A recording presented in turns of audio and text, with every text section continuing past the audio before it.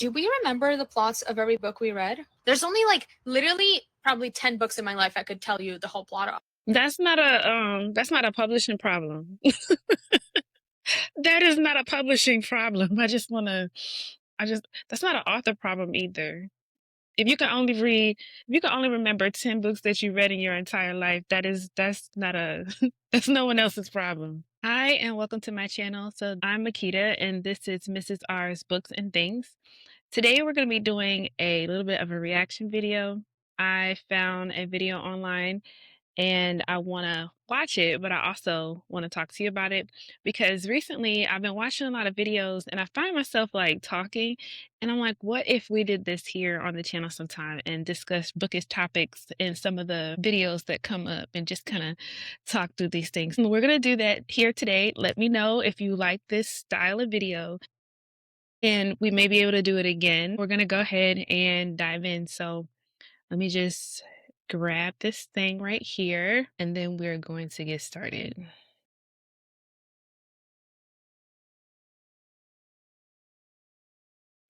Every time I open TikTok or walk into a bookstore, there's a new must read. It's got sprayed edges, 4 different collector's editions, and at least one exclusive cover that's only available through a subscription box that costs more than the book itself. And Okay, pause.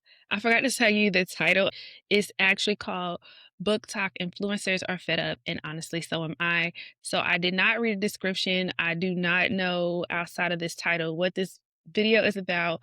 I am just doing a blind reaction. Y'all are here with me, and we are just watching the video. So, okay, here we go. I love that reading has become cool again. It's so amazing seeing people get so excited about books. It's one of the best, most intellectual hobbies that you can have. It's truly an escape. But being a reader myself, lately I've noticed that a lot of the books that are being hyped up and just released are not very well written anymore. They're entertaining, sure, but they're also just really repetitive. The story you are about to see has been told before. A lot. And now we are going to tell it again. But different. There's a lot of the same tropes. There's a lot of spice. Most of the books are more spice than plot nowadays. And Okay, so let's pause for a quick second.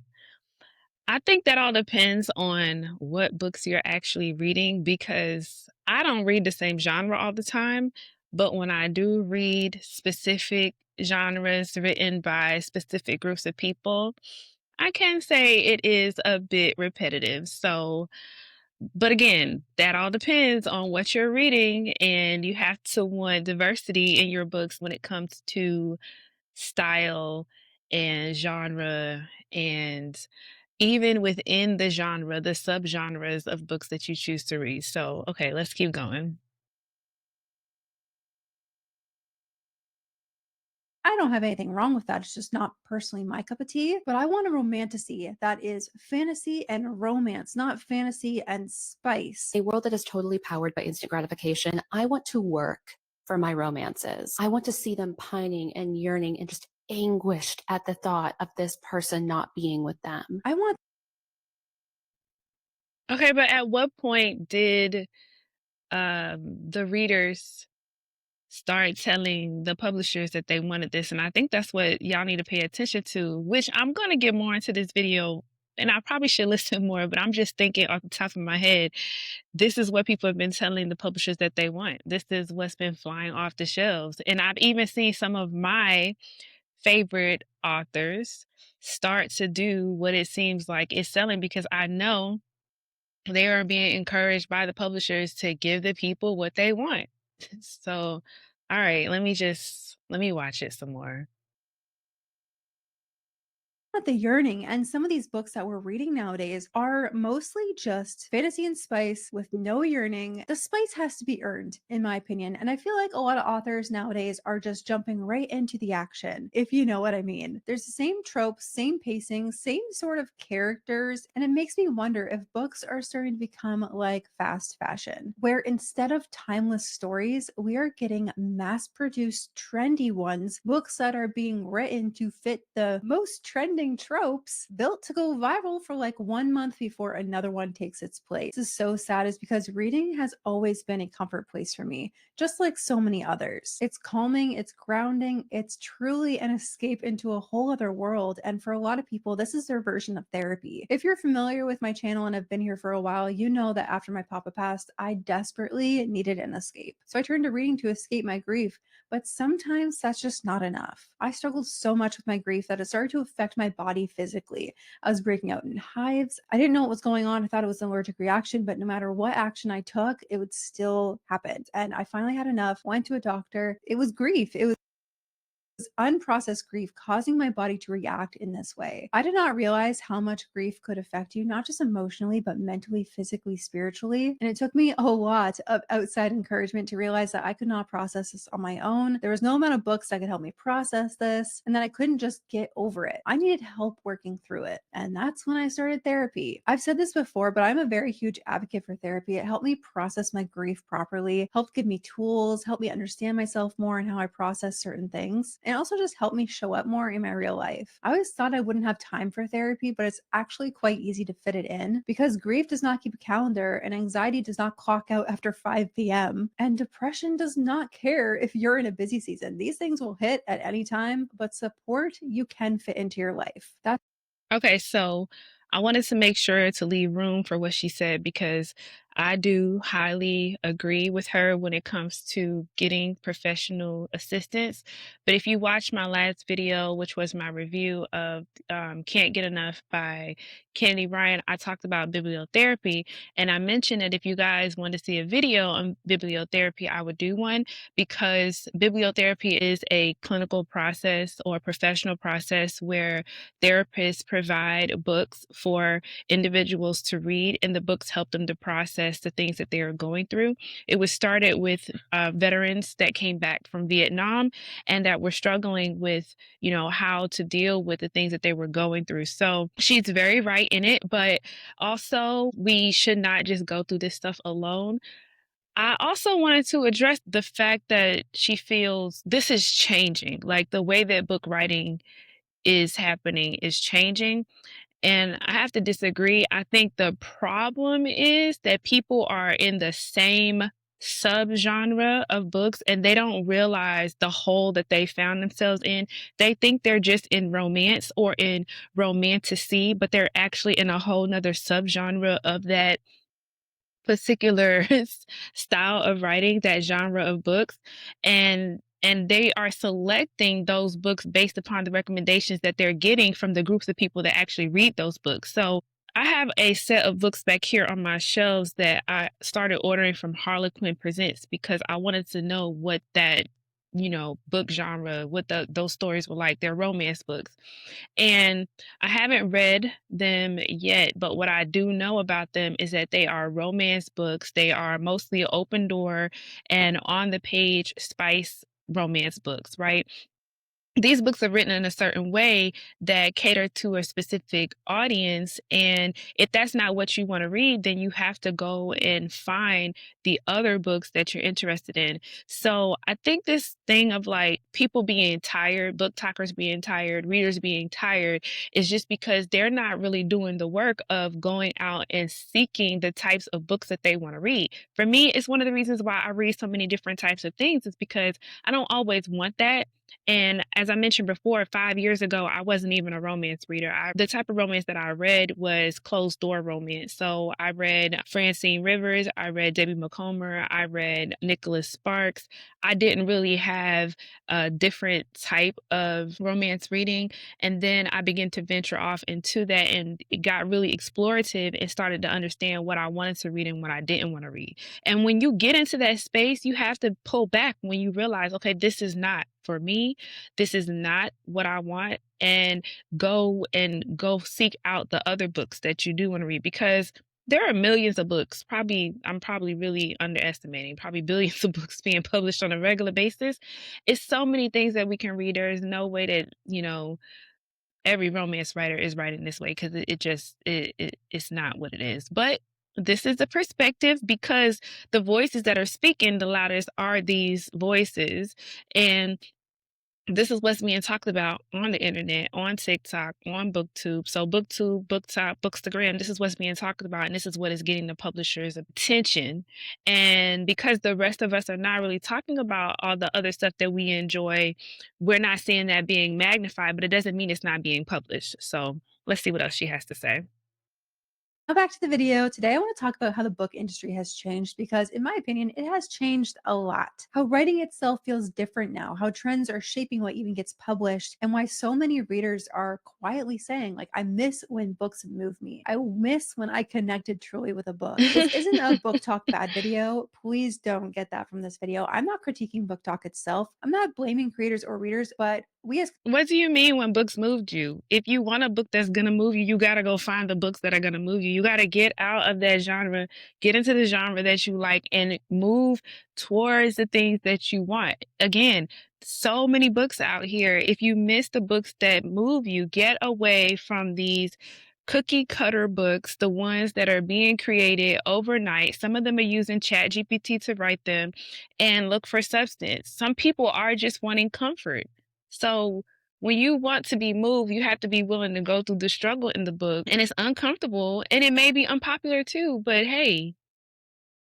consumers are responsible for what the publishing industry puts out. So we do have to take a little bit of responsibility, and I'm a part of this. I So agree. this is like just a awareness video, how it's changed over time and how people, especially in book talk, are getting completely fed up with the quality of books that are being produced. Bro, why are these book talk books every single time I read one, I have to DNF because it is, y'all are some liars. Y'all are wasting, these books are wasting my time.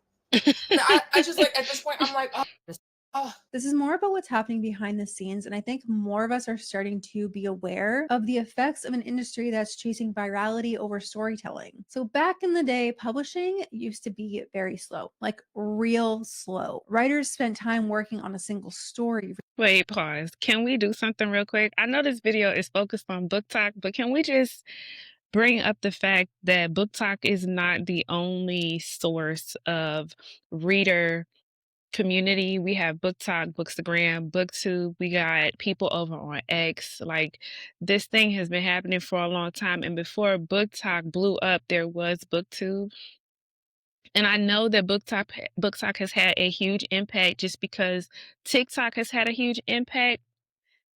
But people have got to start being in different spaces, man. Rewriting, editing, perfecting it. And now the whole industry moves at the speed of lightning. The publishing industry is trying to keep up with book talk. And when certain books started blowing up online, publishers realized quickly that hype equals sales. And from that point on, marketing primarily took the driver's seat. It became about books that were easy to pitch in one sentence, or ones that hit the right buzzword tropes: enemies to lovers, morally gray, slow burn, found family, you name it. And it's not that those tropes are bad. I am a diehard enemies to lovers trope fan, but the problem is that when every story is built around what's trending, you don't really get a lot of diversity in the kind of stories that you're ingesting. Again, she's talking about specific communities of readers. I don't think this conversation pertains to all of Booktok, to all readers, to all BookTube, to the complete publishing industry, because not every book that's being published has those quote tropes. You know, we've got the other stories. If you read historical fiction or you actually read just straight fantasy, there's certain things you are not going to get. And then I was just warned, I just started reading Outlander, and I was just warned that there's a lot of description inside of Outlander of a specific event that happens. And that's a book that was written like over 20 years ago. So, I mean, again, this is going towards a particular community, but we're going to continue on with the video because that was the point. The point was like, let's do this video. And originality stops. And I think it's quite obvious when a book has been written to go viral. Mainly all the covers of the most popular fantasy books look the same. Have you ever realized that all book covers are becoming the same now? Particularly romantic fantasy books. They're all the same. They've all got like a dagger on the front of them. The light that blinds us. Sword. Lady of Darkness. Sword. King of Battle and Blood.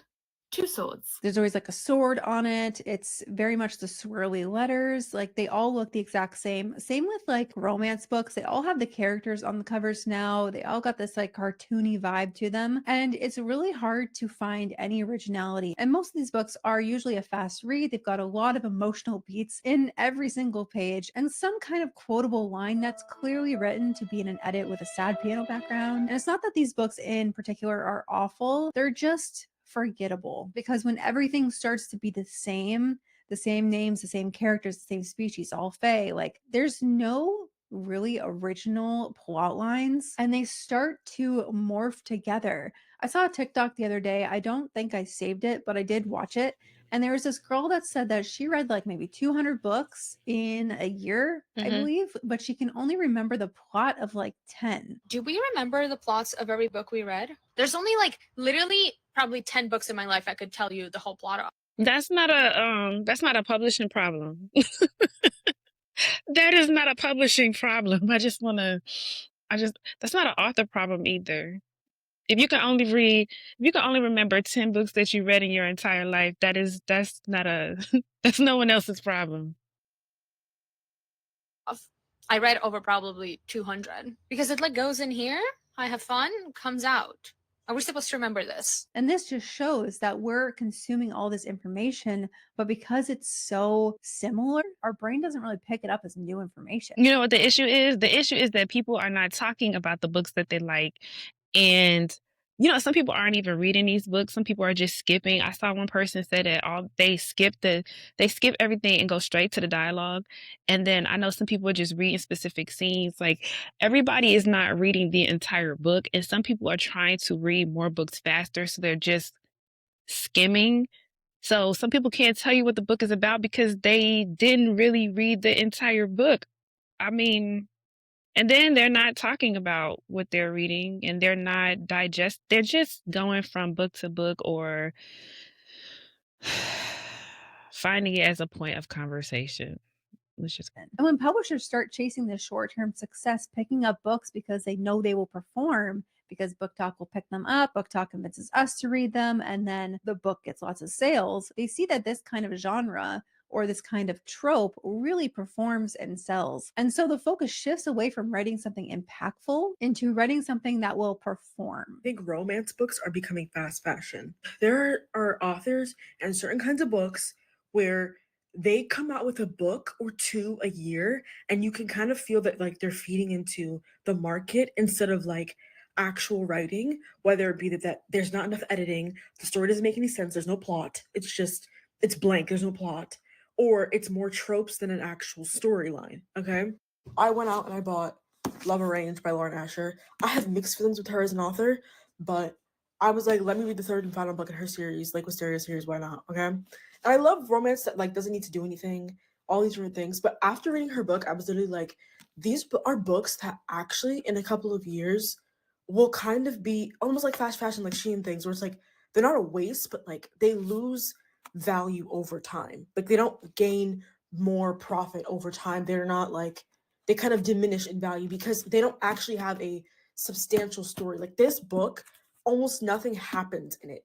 It feels like nothing happens because it's literally a big fat trope and a story written about that big fat trope. It's fake dating two people who don't like each other, which we've already seen a million times before, and like there's barely plot beyond that, and then they learn to figure out that they like each other. Like this is something I've seen before and over and over again, and I fear that because of Booktok and some of the recommendations and the way people, you know, talk about books online, that we've created this like fast fashion machine where people are putting out books so much instead of it being, I mean, quality, it's like quantity instead.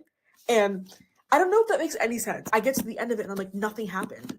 Did you like this is so weird. And mind you, I didn't even hate it that much. You know what I mean? It's happened before. It's going to happen again because authors, that is their profession and they need to make money. But then they also have to dig into what type of author they want to be, what type of product do they want to create. And if their readers love that and they enjoy writing that, they're going to keep doing it, right?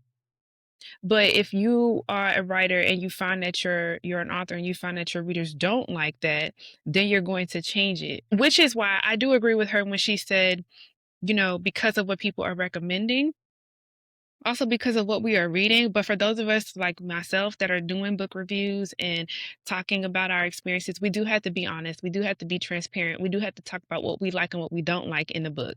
For me, I enjoy reading romance, but I don't enjoy some of the things that authors are putting into them that don't resonate with me. I've had a lot of books recently where I'm just like, this feels like a waste of time. I feel like I've read this a million times before, and I'm not the only one who thinks that, evidently. You have to read this. It's enemies to lovers, and second chance romance, and he falls first. What does any of that mean? And you're gonna eat this up. Fake dating. In a fantasy book? Knife to throat scene in the one bed trope. You are just saying words at me that don't make any sense. What is the book about? Dragons.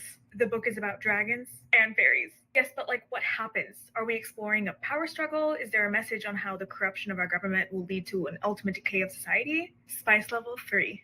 Wrap it up. I think for me, a solution is if I don't like something that an author is writing and it continues to happen, I'm not going to keep reading that author's books. I'm not going to keep spending my money with them. And more than just speaking about it, the dollars will show.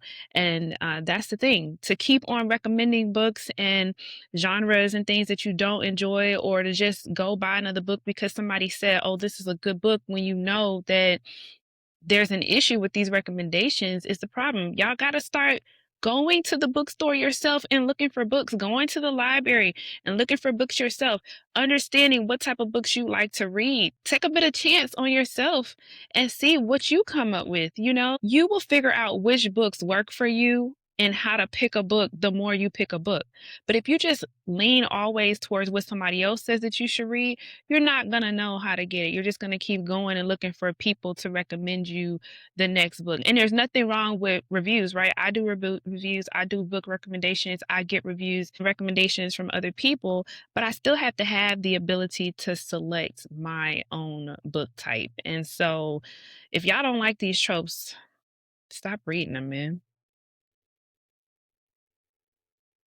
I'm gonna be honest, I kind of thought this video was about something else because of the title. I didn't think it was about this topic, but I'm gonna keep watching it. And like I said at the beginning of the video, this is also our fault. We are the consumers here. If we weren't consuming these books, the publishing houses would not be pushing these books out so much. Another thing that's really hard is the fact that books are written for very short attention spans now. Like, we have a shorter attention span than a goldfish, and that's not exaggerating, that's actual fact. Look it up. The Invisible Life of Addie LaRue is a very slower paced book. Not a lot of like spicy action happens, but there's a lot of like, I don't know how to describe it, but it was one of my favorite books I've ever read. Again, it's a slower paced book, but it just seems that like people don't really appreciate slower paced books anymore. And this is not to hate or blame anybody. This is just how social media in general, short form content, has literally rewired our brain into not being able to handle slower paced things. Like, people can't even watch a movie anymore without being on their phone. And I've been there. I'm the same. It's very problematic. And authors really have a lot of pressure to fit into the trends. And it's not the author's fault. It's just how the system works now. But you can really feel it in the writing. I don't think the reason why people are not remembering the book has anything to do with just the story in of itself. I think it is the experience, because I know for me, more than I remember every single detail of the book, I remember where I was when I read the book. I remember how I felt when I read the book. I remember what the book made me think and made me feel. Yes, I do remember what happened in general. I don't think that that is necessarily a book problem. You know, you have to have your own experience when it comes to reading these books. Everything can't be someone else's issue. Like, we can't make this a publishing issue thing. I don't think it is. Unpopular opinion, but I don't care what the book trope is as long as it's done well. It just needs to be written well for me to enjoy it.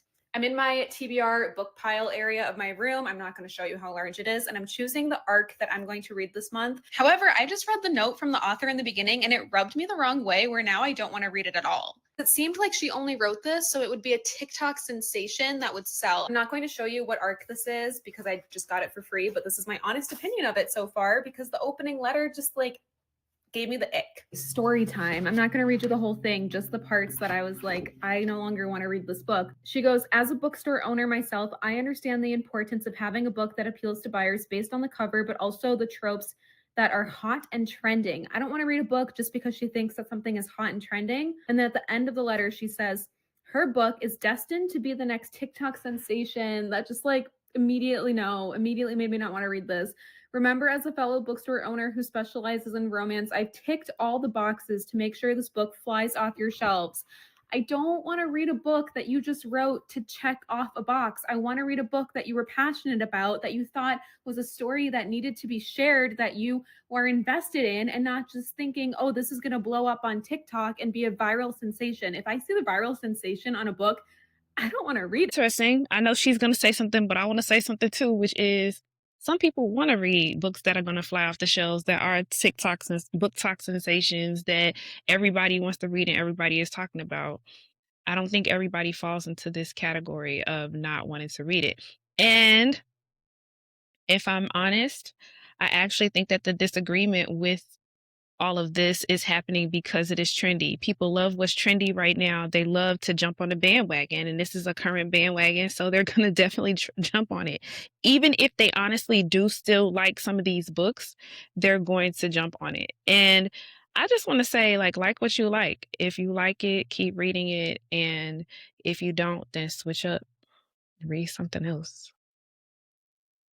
You could do both too. You could read it and not read it. You could read some of them and not read some of them. It's up to you. That's interesting. That was one of the TikToks that I saw that really inspired this video. How these books have been kind of book talkified. They see what's trending on Booktok. They write this book. I don't know how long this author took to write this book, but the fact that she had like 6 different tropes in there, was more concerned about it flying off the shelves. This is her debut novel. If you're writing, it should be because you're passionate about writing, not because you want to be the next TikTok viral sensation. That's not a good reason to write a book. And you can see how a lot of readers are starting to kind of wake up. Like, I feel like this was a very eye-opening moment for this person. Books are being published that are not well written, that are not written because they're passionate about writing, but are written because of money. That's all it is, money. I understand it from a marketing standpoint, but at the same time, it's like if you're sending this arc to people, don't include the letter you're sending to publishers. Like, just don't include it, because that would have turned me off as well. I don't want to read a book that you think is going to just sell off the shelves, that is hitting all the trending tropes. Mind you, trends change quite often. So you could be, oh, this is a trending trope right now, when by the time you're finished the book, it's not trending anymore. Publishing. Why are y'all reading 800-page books that nothing is happening and that you are not enjoying? DNF the book. DNF the book if you don't like it. Pause. I did just want to say I'm going to subscribe to her podcast. Well, I'm going to listen to her podcast, and I'm going to check out more videos on her channel. I've been looking for more Bookish podcasts, and I do one, and I'm trying to support other people, so I'm going to see what she's got and then go from there. So, and my podcast is Sip Knit and Page Flip. You can find it on all places where you find podcasts, and I have the video series here. Crazy. I recorded a super long video, but I'm going to keep this a little bit shorter.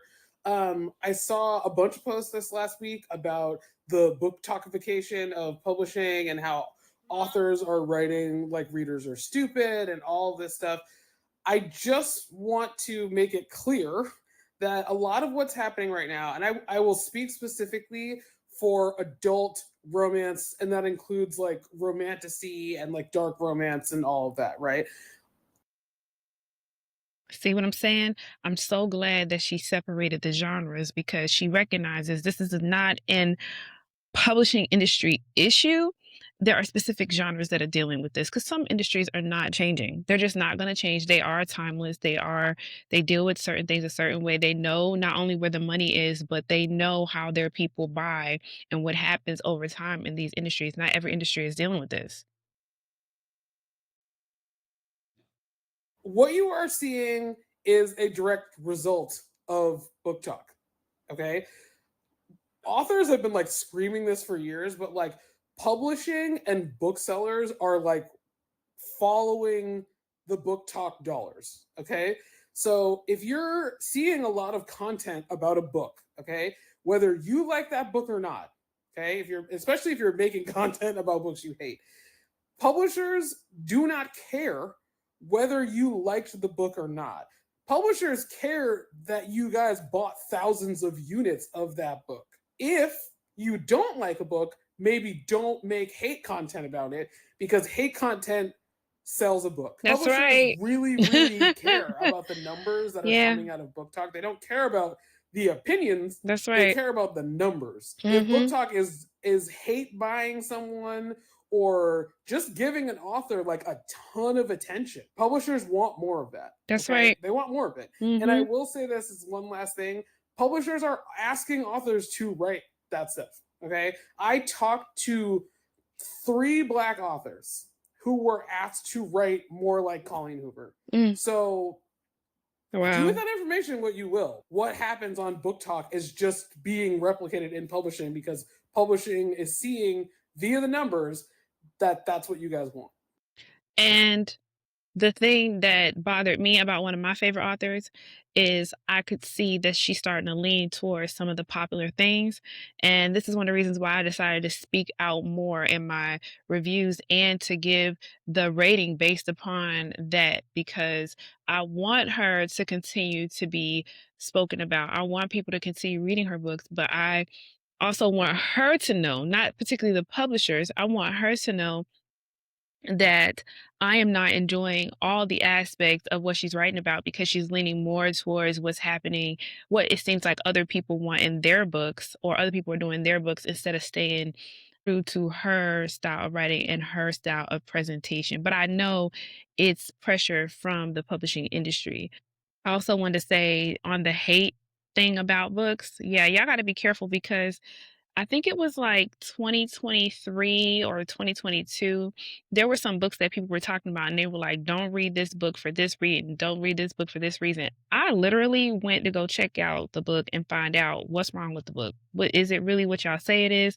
Because y'all think that if you talk bad about a book, people are not going to buy it. Everybody's not like that. Some of us buy books because you tell us not to read it, or because you say something is wrong with it. And I don't do that with everything, but sometimes I do want to know, do I agree with you or do I disagree with? So, yeah. This makes a lot of sense. I also did not know that people would buy books just to hate read. I had no idea that was a thing. That's messed up. Why would you buy a book just to hate read and then make hate content about it? I haven't seen any of that. I've seen people read a book because they really wanted to love it and then posted an honest review and said they didn't like it. I don't know if that qualifies as hate reading. I don't think so. I think that's just normal reading. But if people are actually making hate content about books, that's super problematic. I'm glad I don't see that. This just proves a point further that publishing houses are seeing what's trending, asking authors to write more like Colleen Hoover. I don't really particularly enjoy Colleen Hoover's books anymore. They're all kind of the same, in my opinion. I understand everyone has their own taste in books as well, but I don't want to read another author like Colleen Hoover. I want to read an author who has originality and an original voice and brings something new to the table. The thing I want to point out that I've really noticed in books recently is the lack of editing. There's editing, but then there's just not thorough editing, and there's a lot of spelling mistakes, grammar mistakes. I've seen this almost in every single book I've read recently. And it just This feels is not a like new the publishing problem. industry is taking less time to edit a book This is not a new problem. I do agree with her in this, but this is not a new problem. It's just a problem. properly and more time just churning out books. The final draft is not getting looked through more thoroughly. There's nothing that makes me more upset is when I'm reading a book and I'm in the zone and then my brain catches like a grammatical error. It just throws Facts. me off. Editing gets Facts. rushed, storylines feel I recycled, hate and that. sometimes the writing just feels like it needed another round of refining that never happened. And Mhm. it's not that the authors are lazy, it's that the industry rewards speed. We've gone from storytelling being an art to it feeling just like content creation. And if you think about it, writing Yeah. a book is technically content creation. You're creating content just in a different form. And Right. now I want to talk about the rise of the aesthetic. All books now have sprayed edges. This used to be Ooh, like a one-off, like great a very topic. special edition of a book. No, Great topic. I'm going to say this right now. It's a really great topic that she's bringing this up because I've noticed this myself and I'm like, why? Why do all books now have sprayed edges? It's not special anymore. But okay, let's hear what she has to say. every single book has a sprayed edge now. They don't even look nice. They're just solid color sprayed edges most of the time. Right. Books used to be things you loved and kept because they meant Exactly. something to Like you. what is that? And now they're What is this? Green, blue, orange, just colorful pages? No. kind of becoming collector's items, which is nothing wrong with books becoming collector's items, but there has to be some sort of reason to collect it. Yeah. Books are collector's items for me. I'm a book collector, a book reader. I'm a hobbyist, but books that have sprayed edges should be special and unique. I don't want all my books to be colorful. I actually still like the books that are like this, you know? This is what I still like. And I want that if I get a book that has sprayed edges, it's for a reason. I want it to be special. It has to have some sort of design or something on the sprayed edge, but not just a solid color. Not only do we have sprayed edges, but every book has to have like 5 different collector's editions. And yes, some of them are beautiful, but it's becoming something that's just kind of expected now. Every single book has a sprayed edge. There's nothing really special about the sprayed edge anymore because every single book has it. Right. Today I want to talk about some bookish things that I do not understand. Do not make sense to me. This is going to be a completely random list, completely random compilation of specific books that don't make sense to me, and like books in general, things about books in general that don't make sense to me. Okay. First one, this is such a non-problem, so I'm getting it out of the way because it like really doesn't matter, but it's something that annoys me and something that I don't understand, and that is unnecessary sprayed edges. Yeah, I don't get that I feel either. like so many people are spraying the edges of books nowadays, and it just looks ugly, doesn't make sense, doesn't even like have a intended purpose or any thought behind it. Don't get me wrong, I love a good sprayed edge when it has thought and meaning and purpose behind it. For example, powerful novella. These are gorgeous. These are beautiful. I display this on my shelf loud and proud and happy. But what is this? This did nothing to the book. If anything, it makes me not want to buy it even more because that's ugly. Like, I just don't understand. And I know that's such a non-problem. The sprayed edges have no thought or meaning or just intention behind it. It's just like, oh, sprayed edges are trending now. Like, do we all agree? If we all agree, they just need to stop spraying the edges just to spray the edges. Did they get any consensus from anybody? Did they ask anyone if we just wanted all of our edges sprayed, or did they just start spraying them and think that everybody was going to be like, oh yeah, no, we're just still buying the books, but we do need to say something. So I agree. Let's make this an orange sprayed edge. Meanwhile, that book was ugly. That ruined the book for me. If there's like a design or something of that nature on the sprayed edge, then that's warranted. But if it's unnecessary like that, there's literally no point. Now, a recent release came out called Alchemized. And if you're in the Booktok community, you obviously know what this book is. And okay, I've seen this book. I don't read the full synopsis of any book, so I only read the beginning portion of the book. Very interested in it, but let's see where she's going. people on Booktok have mischaracterized, I guess you could say, this book. This picture I'm going to show you says the Booktokification of this story is absolutely sending me. It's dark romance. It's enemies to lovers. Is there smut? She says 1,000 gut-wrenching, devastating, claustrophobic, traumatizing pages of commentary on war, religion, women's bodily anatomy, power, oppression, life and death, and you're asking, is there spice? I don't know if it's a marketing fail or just the inevitable consequences of every book now needing to be condensed and distilled into shallow tropes and spice levels to be considered sellable, but I am out. And this kind of makes me think that people are not interested in reading a book unless there is some sort of spice involved. Like a story just can't be beautiful and heart-wrenching and traumatizing. It has to have spice in it to be good. That's not true, but it feels like that's what books are expected to have nowadays because that's what's trending. So yeah, maybe books. I agree. A lot of people are reading books for that reason. Not everybody, a nice chunk, but again, readers, where there's millions of us, and we're not all reading those books for the same reason. Just the people who are the loudest are saying this. aren't exactly fast fashion yet, but the way the industry is moving, it's going to end up that way. Let me know what you think in the comments. Do you think quality has dropped nowadays? Or do you think we're just in a different era of reading now? Either way, if this video just made you want to slow down and enjoy reading again and picking up books that have some sort of substance in them, that's a pretty good takeaway, and I'll take the win. Thank you guys so much for So my answer is I don't think anything has technically changed. I think the industry just gets to hear more reviews from people and are doing the same thing they always do, produce what they believe that readers want and readers like. I do think that it's just the people who are speaking the loudest that are being heard right now, but there are millions of readers. I did enjoy her video. I like the way that she presented everything and the topics that she brought up. And I think it's really important that we continue to have these conversations. So yeah, if you enjoyed this, again, this was my first reaction video. I didn't know what it was about. I just selected it and said, hey, I'm going to watch it anyway. So let's just go ahead and talk about it. And I actually hope this was recorded. So, because I did so much. But again, thank you for watching my channel. If you enjoyed watching it, give me a thumbs up. Consider subscribing. If you came back to come and sit with me, then thank you for joining. And I hope you enjoyed the video. Let me know what you thought. And we will jump back into bookish topics again next time. Until then, bye.